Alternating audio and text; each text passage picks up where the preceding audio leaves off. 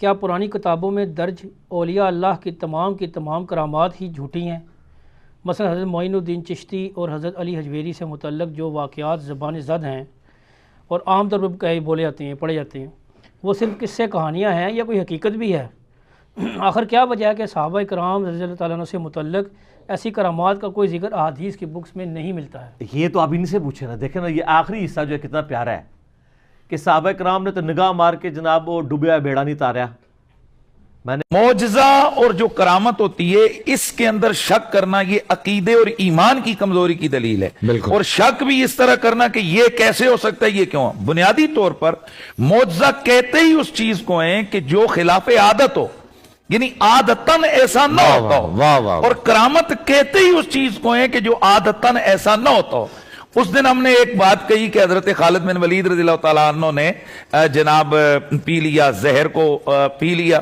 اس پر کہا گیا جی کہ یہ کیسے ہو سکتا ہے کہ حضرت خالد بن ولید زہر پی لے، حالانکہ زہر تو پینا تو حرام ہے، یہ خودکشی ہے اور خودکشی تو منع ہے۔ اب یہ اس کی ایک جہت ہے، لیکن اس کے جو سرکمسٹانسز ہیں، پہلی بات یہ کہا جاتا ہے جی یہ حوالہ کہاں ہے؟ بھائی حدیث کی کتابوں کے اندر صحیح سند سے موجود ہے، طبرانی کے اندر موجود ہے، مسند ابی یعلا کے اندر موجود ہے، فضائل الصحابہ کے اندر موجود ہے، یہ سیر اعلام النبلاء کے اندر موجود ہے، اس کے علاوہ تاریخ ابن کثیر کے اندر موجود ہے، یہ اہل صحابہ فی تمیز صحابہ کے اندر موجود ہے، یہ اہل سنت یہ اس کے اندر دلائل النبوہ ابو نعیم کے اندر موجود ہے، یہ بہقی کے اندر موجود ہے، یہ دیگر 20 حدیث کی کتابوں میں موجود ہے، صحیح سند کے ساتھ موجود ہے۔ اب جب جو چیز سندن صحیح ثابت ہوئی تو اب ہم نے اس کو صحیح معنی پر معمول کرنا ہے، تو وہ صحیح معنی کیا ہے جس پر ہم اس کو معمول کریں گے؟ کہ چونکہ اس وقت زہر کے والے سے اس کو ہوا سمجھا جاتا تھا، وہ لوگ ہی کہتے تھے، حضرت خالد بن ولید کو بھی کہا کہ جی ہاں جو ہے نا وہ زہر لوگ دے کر قتل کر دیتے ہیں، تو انہوں نے دیکھا نا لوگوں کے اندر ایک خوف، تو فرمایا جب میرا رب نہ چاہے نا تو کوئی زہر بھی کسی کو قتل نہیں کر سکتی، تو انہوں نے اس اللہ کی ذات پر یقین کو عام کرنے کے لیے انہوں نے وہ کام کیا۔ اب اس طرح یہ کہنا جی کہ پھر نبی علیہ السلام پہ زہر کا اثر ہوا، ان پر نہیں ہوا، تو اس طرح تو پھر 20 چیزیں ہیں۔ تو کرامت یہ حضرت خالد بن ولید کی کرامت ہے۔ کرامت اور معجزہ یہ جناب عقل کے ترازو پر نہیں تولے جاتے۔ میں سوال پوچھتا ہوں بڑا خاص ہے، اس دن آپ نے کہا تھا نا، آج میں ایک اور مثال دے رہا ہوں۔ نبی علیہ الصلوۃ والتسلیم اپنے خاندان کے امراء شیب ابی طالب میں رہے، 3 سال رہے، وہاں کیا کھاتے رہے؟ بھوک اور پیاس سے وہاں چھڑکے اور پتے یہ چیزیں کھا کر گزارا کیا۔ اب مجھے بتائیں نبی علیہ السلام افضل ہیں یا کہ حضرت مریم افضل ہیں؟ بی بی خدیجہ افضل ہیں کہ حضرت مریم افضل ہیں؟ حضرت فاطمہ زہرا افضل ہیں کہ بی بی مریم افضل ہیں؟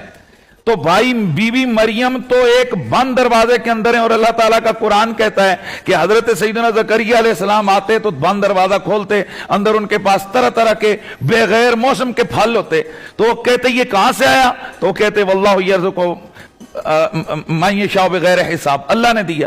اب یہاں بندہ کہ کیسے ہو سکتا ہے؟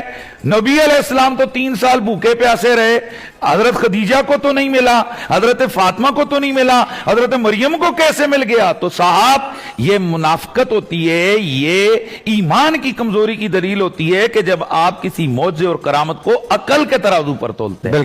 تو وہ آپ نے جو کہا کہ ہمارے اندر یہ خیال آتا ہے یہ کیسے ہو سکتا ہے، یہ اسی بندے کے، اسی لیے کہا گیا کہ نبیوں کے لیے ولیوں کے لیے یقین رکھیں، عقیدہ رکھیں، اور عقیدہ اس یقین کامل کو کہتے ہیں جو تشکیک مشکک سے زائل نہیں ہوتا۔ اس کا مطلب کیا ہے کہ جبل گردت پر جو گل محمد نہ گردد، پہاڑ اپنی جگہ سے ہٹ جائے لیکن آپ کا عقیدہ اپنی جگہ سے نہ ہٹے۔ تو جب یہ عقیدہ نبیوں کے لیے ہوگا کہ نبی سے معجزے میں کچھ بھی ہو سکتا ہے، نبی ہوا میں اڑ سکتا ہے۔ اب بندہ یوں کہے نبی علیہ السلام کے لیے تو اونٹنی آئی، آپ 3 دن میں ہجرت والی رات گئے تو چلتے ہوئے گئے اور بڑی مشکل سے گئے۔ حضرت سلیمان علیہ السلام کے لیے جناب اللہ تخت آیا، کیسے ہو سکتا ہے کہ ان کے لیے تخت آیا، نبی علیہ السلام کے لیے نہیں آیا؟ اور بھائی یہ اللہ ہے، وہ جسے چاہے جو عطا کر دے، چاہے تو افضل کو دے دے، مفضول کو چھوڑ دے، مفضول کو دے دے، افضل کو چھوڑ دے، لیکن اللہ کی